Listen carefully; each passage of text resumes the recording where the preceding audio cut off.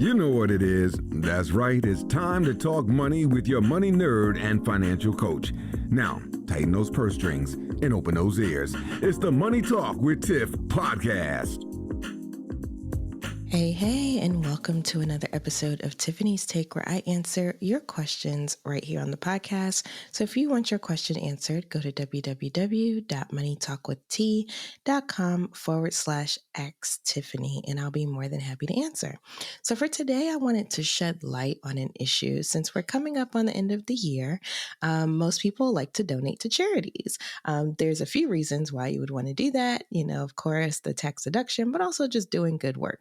So I wanted to shed light on charity fraud because it's actually a pretty huge issue and it could affect you or someone you know. So let's start off with some facts. So charitable organizations are estimated to lose 5% of their revenue each year to fraud, and that's from the IRS website. So you might be saying 5%, well, that's not too bad, but fraud losses in nonprofit cases can range dramatically. For instance, in a study of 58 nonprofit cases, losses range from $200 to $17 million, with a median loss of $100,000. So charities are losing on average $100,000 in charity fraud every year. Now, this is crazy, and you might think, well, only give $200 or what have you. But if you add that up, it could be a significant amount. So unfortunately, when disaster strikes, Americans, we always want to go out and help, but also criminals are more likely to be on the rise when there's a disaster or there's an emergency, as millions of people who open their wallets, they want to be there when you do. So scammers solicit donations to fake charities and can pose as employees of legitimate charities or federal agencies to dupe disaster victims trying to get disaster relief. So this goes both ways. It could be that they're scamming you on the front end, so in donating money, but it also can be that they're scamming people on the other side as, victims or people trying to use the service are trying to get the help that they need. They may be getting scammed as well. So in order to help you feel confident that your hard-earned money is going to legitimate charities, ones that are making real change in the world, I want to give you some tips to navigate this complex landscape and make smart, informed decisions. So first and foremost, make sure you check the tax-exempt status. Did you know that not all nonprofit organizations are tax exempt, and only donations to IRS registered 501c3 organizations are tax deductible? And so a lot of people don't know that there's other forms of organizations. So there's not just 501c3, there's 501c4, there's all different kinds, and only 501c3 organizations are tax deductible. So before you write that check, just take a minute to visit the IRS's search, which I'll have a link to in the show notes. But that is the only way to tell if it is, in fact, an IRS registered 501c3. And it's a quick way to confirm that your intended charity does have their registration. Now, that's not enough, because you might go and you might say, oh, I want to give to the Goodwill, just for instance. And you go and you search and the Goodwill is listed, but guess what? You can still get scammed. So make sure you do your homework. Remember when your high school teacher told you to do your homework? Well, it applies here too. So check out websites like Charity Navigator or GuideStar, which I'll have links in the show notes, but they are fantastic resources for researching the reputation and effectiveness of charities. So what I enjoy is that, and I want to say it's on Charity Navigator, it tells you how effective your dollar is. And so I think that is really, because, nonprofits are able to spend the money how they see fit. So taking the Goodwill example as well, a few years ago, a lot of people were outraged, and maybe still outraged, I don't know, but I heard about it a few years ago, how the CEO of Goodwill is making a ton of money. And, they get the donations, then they sell them. Like, people were just not happy with how the business model is set up. So, to give you an example, I search Goodwill, and I'm looking at the international organization versus just the independent agencies in maybe your neighborhood. I looked at the main one, and on Charity Navigator, it gives a full breakdown on their rating, their impact and results, their accountability and finance, so on and so forth. So, when people were complaining about their financial practices, when I'm looking here, they check out pretty well. And it breaks it down by board members, board size, audits, all types of things. So you can really dig in deep to these charities and see how they're using their money. It also gives their liabilities to assets ratio. It says whether their tax forms are posted on their website and so on and so forth. And so it's really good to check out these websites for any charity that you're thinking about and see if they have a profile and, what their breakdown is. Also, I looked up Goodwill on GuideStar, and GuideStar actually provides like their mission statement, their programs and results, who they serve, all of that type of data. So it's good to use both options when you're doing research on the organization that you're trying to support. Use both websites to do a cross check and see what they have for you. They're like the consumer reports of the nonprofit world. All right, so moving on. There's also would love for you to review their financial report. So if you're like me, you want to know where your money's going. So most reputable charities will publish their financial statements and annual reports online. Look for them, review them, and ask yourself, is this charity spending a reasonable percentage, at least 75%, on its mission? If the answer is no and it's going to all the employees and, other stuff, maybe expenses, what have you, then maybe that might not be the best way to spend your money. And you might want to do some additional research. So just see how they're spending your money and if it aligns to what you believe. Next, let's talk about the impact. Make sure you understand the impact that the organization is having. Don't you want your donation to have the biggest impact possible? Of course. So make sure you look beyond the glossy brochures and the heart-tugging stories. I know y'all remember those commercials. Ask the charity for tangible evidence of what they've accomplished. Metrics matter. And if they are interested in your dollars, they will be more than happy to provide that for you.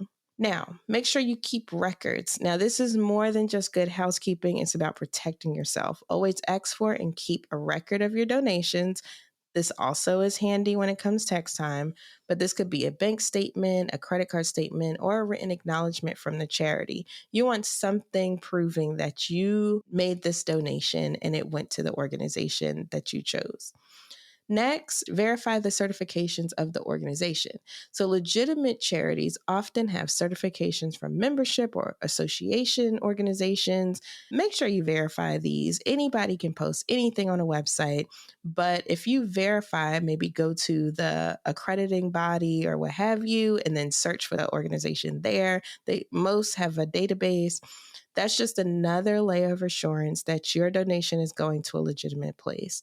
Okay, so now that you have some tips to make sure that how you're donating your money is going to the right place and making sure that the organization is legit, I also want you to be aware of some scammers tricks that they actually do. And these are some things to keep in mind. So, legitimate charities do not ask for gift cards, cash, or wire transfers.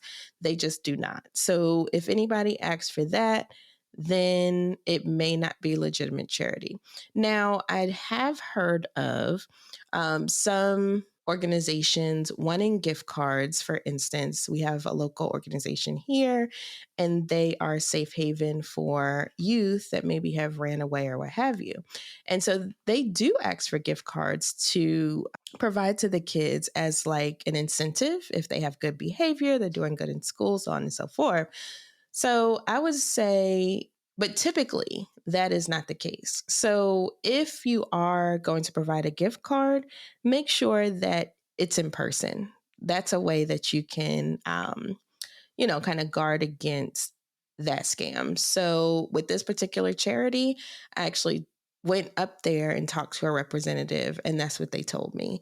And so when I get the gift cards, I'll go back up to that representative and provide her with the gift cards. So make sure that you are, if it is something related to gift cards, it's something that you do in person, but they usually do not ask for gift cards, cash, or wire transfers. They usually want something that is traceable, as you should too. So stick to checks or money orders, maybe something along that line where you have an actual paper trail that you can follow if things go south. Scammers may claim to work for the IRS or another government agency. We should know by now that the IRS does not reach out via phone. If they need to reach you, they will reach out to you via mail, snail mail at that, not even email, snail mail.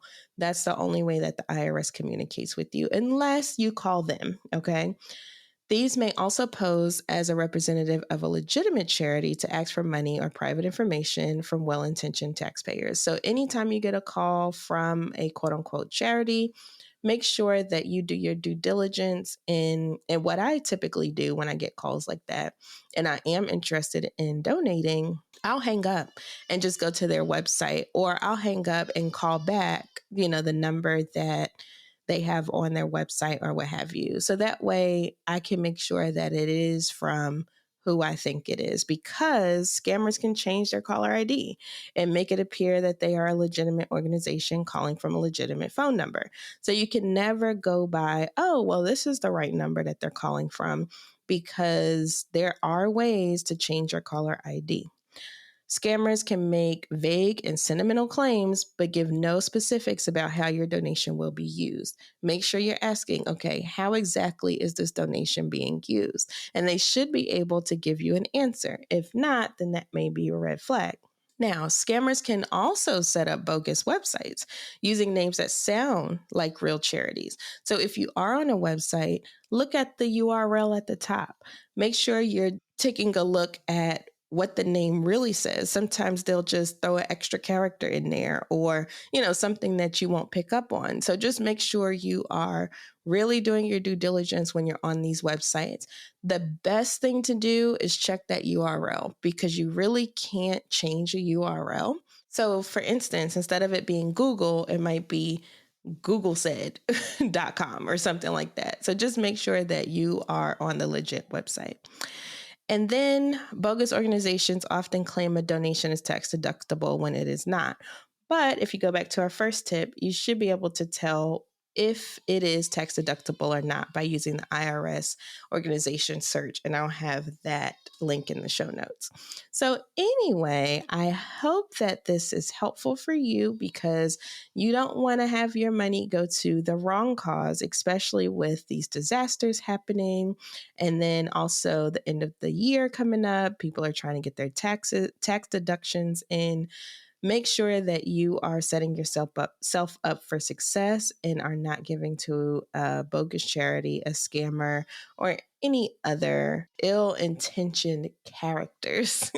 So anyway, if you would like your question answered on the podcast, please go to www.moneytalkwitht.com/ask Tiffany, and you can submit your questions there. I see that I have more and more questions coming in, so thank you so much for actually doing it. I enjoy answering your questions. They are so fun and usually the highlight of my week. So thank you so much for doing that. And also be sure that you are subscribed to the podcast. And if you haven't left a review yet and you enjoy my episodes, please leave a review. It really helps us expand our reach and find other people like you that would love to learn about money talk as well. So anyway, that's enough with the promo. I hope you all have a wonderful rest of your day, and I'll see you next week. Bye. Thank you for listening, joining, and being a part of the Money Talk with Tiff podcast this week. You can check Tiff out every Thursday for a new Money Talk podcast. But if you just can't wait until next week, you can listen to previous podcast episodes at moneytalkwitht.com or follow Tiff on all social media platforms at Money Talk with T. Until next time, spend wise by spending less than you make. A word to the money wise is always sufficient.